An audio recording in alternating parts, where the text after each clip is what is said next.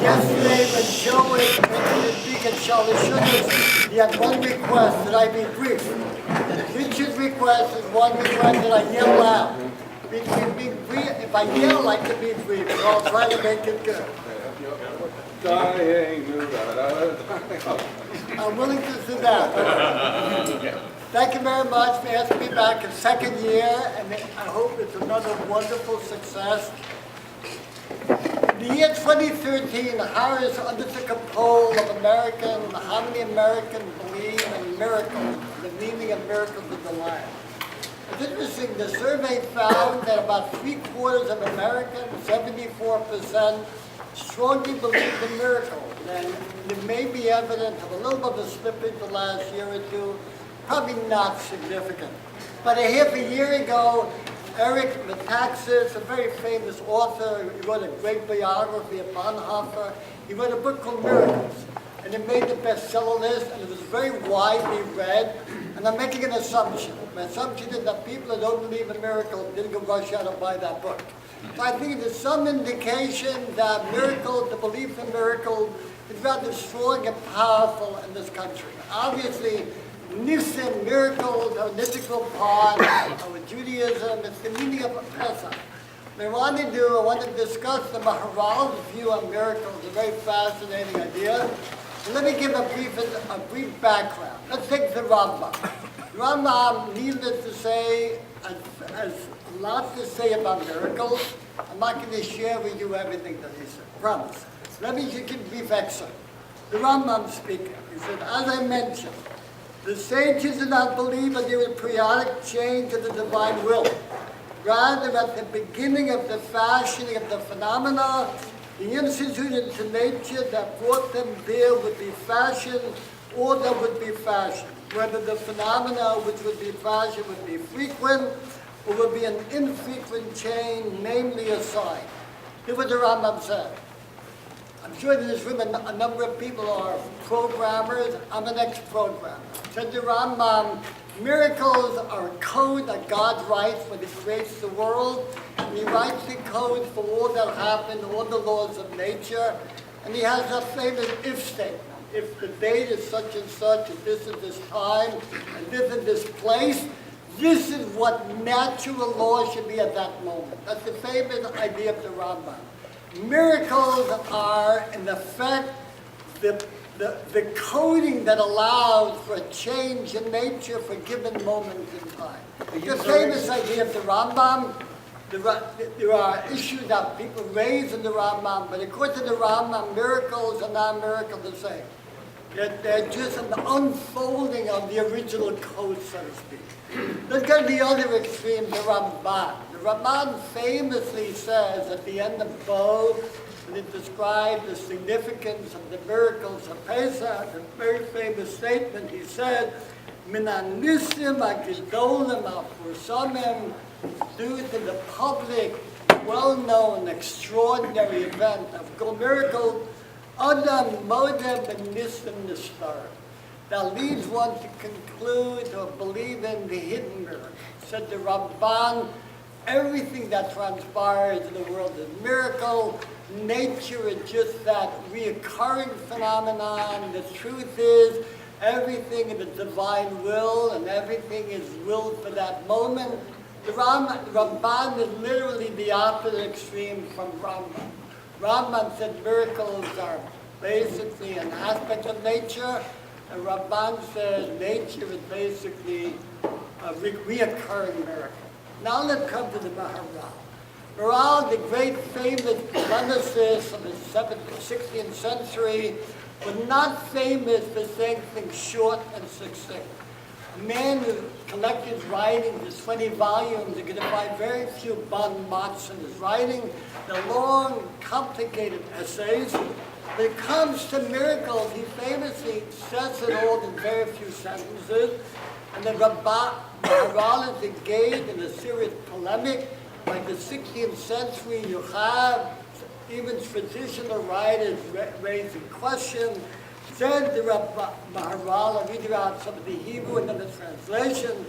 Ki misha amar, whoever says, ki anisim, Hashivom and Hashem Yitbarach, the miracles that come from God, truly, Elohim Klal, say the Muskal, are beyond reason, have no order and no pattern.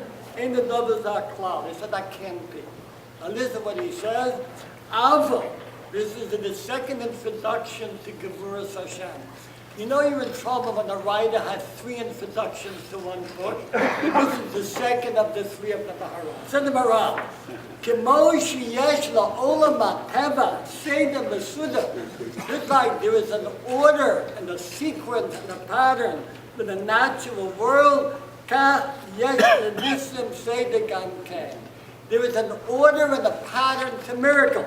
Ki anisim ba'olam, the miracles in this world, mamash la'olam kosher v'chiva, because there's a link, a connection between the physical and material world and ma'olam and nivdal, with this world of the spiritual world.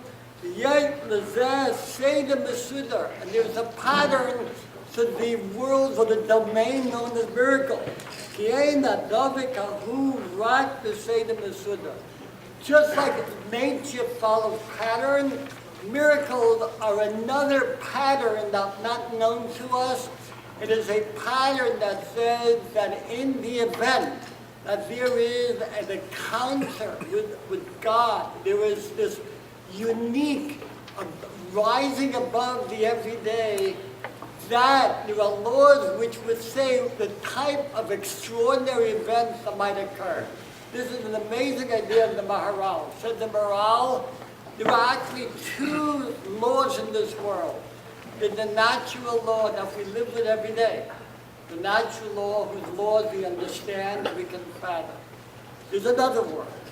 The world can also be understood with a different study. There's a science of the world of miracles. The world miracle follows rules in our relationship with God, our attitudes to the world, our acceptance, whatever that is. Pesach is an instant when we had that miracle. What the Maharal has done, and if you look in the whole polemic, it's a very long polemic, and it permeates a lot of other volumes of Maharal. Maharal is in effect giving credence to the fundamentals of science. That we accept and know and understand that there are laws and patterns. The world follows these laws. It's just that miracles have their own laws. We don't fully comprehend them, but to the degree that we can, we will come to comprehend them. And I want to do very briefly is point out two aspects of Maharal to round out this discussion. What Maharal doesn't do here is define the meaning of a miracle. All he said is miracle is a phenomena that follows patterns the way other phenomena follow patterns. What is miracle? The Maharal elsewhere, particularly in his commentary on Purim and the Megillah, the Sefer called Or Chadash, Maharal says a fascinating thing. He said, what is it that was miraculous about Purim? Nothing extraordinary happened. There was no breaking of any natural law. Nothing out of the ordinary occurred. So he said, the miracle in Purim is, whatever happened to Purim was absolutely unanticipated. There's no process in the story of Purim, the Megillah. Whatever happened is a radical, sudden turnabout. Haman goes from being on top of the world to being covered with soot and dirt and being dragged to the king's party, literally instantaneously. Said the Maharal, miracle, the law of nature is an unfolding over time. Time is the primary context of all our spiritual nature. Miracle, said Maharal, is when time seems to be erased, eviscerated. That's what miracle is. Nature is gradual, evolutionary. Miracle is radical, revolutionary. Nature is a process. Miracle is the sudden happening, a sudden denouement, so to speak. With this in mind, we can understand the Maharal saying, Yesh Seder l'Nisa. The reason why we call what we're going to do Friday night a Seder is because we express the belief that miracles have an order too. That the miracle of Pesach, which is that miracle where we were redeemed before the proper time, that too follows a pattern. The pattern known to Hashem, that's called Seder. Seder is this insight that even that precedes the defy time actually follows time. The third Maharal, and I'll be done, the Maharal famously said that the reason why you wear a kittel at the Seder is because it's like the Kohen Gadol wearing the white garment on Yom Kippur. So poor Yom Kippur gets dragged into Purim, we all know. Why did now Yom Kippur have to team up with Pesach? But it's a fascinating thing. In the laws of Yom Kippur, there's a unique law. The law is that everything that you have to do in Yom Kippur needs to follow the Seder.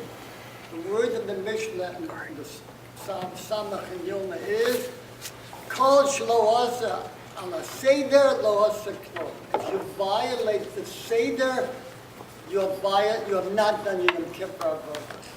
You see, Seder is important at two critical times of the year. Yom Kippur, when we achieve utter forgiveness, we're easy to think that we dismiss order and concept and logic. Kapara, atonement, seems to suggest no rule, no logic. It's not true, just Seder. And the same is a